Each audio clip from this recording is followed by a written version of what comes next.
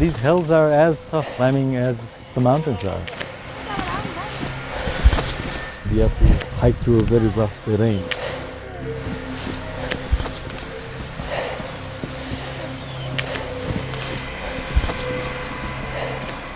These villages are in total isolation.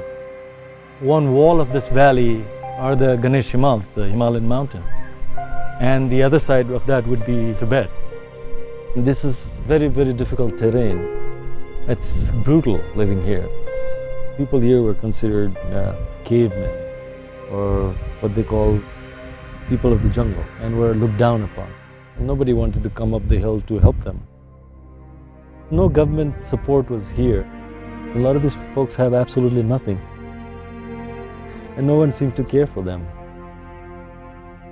Children were dying in these villages. Tried not to look at children's faces.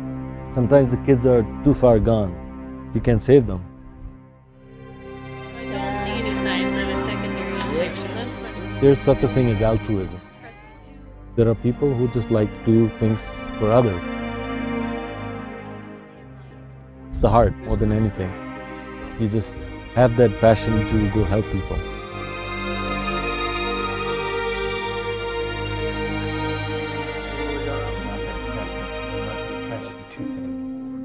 I think Anil Parajali is the heart and soul of Himalayan HealthCare. He founded it. He's been working day in and day out ever since 1992. He's really got passion for serving the people of Nepal.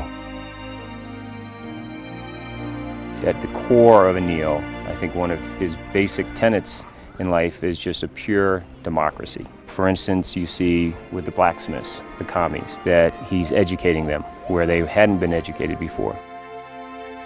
With women, he's set up women empowerment programs in the villages. This educational component has had direct effect on their healthcare. He has done a good job of developing a vision and following through with it to develop healthcare for villages who have never seen anything like it. And good stuff too, not imperialistic culture invasion, but simple stuff, hygiene, toilets, the stuff that really saves lives. There's almost about 30 projects that we're doing at a time. And for each of them, there's a committee, a subcommittee, so that the people are involved, so that they make the decisions, so they're, as stakeholders, actually get to say what they want.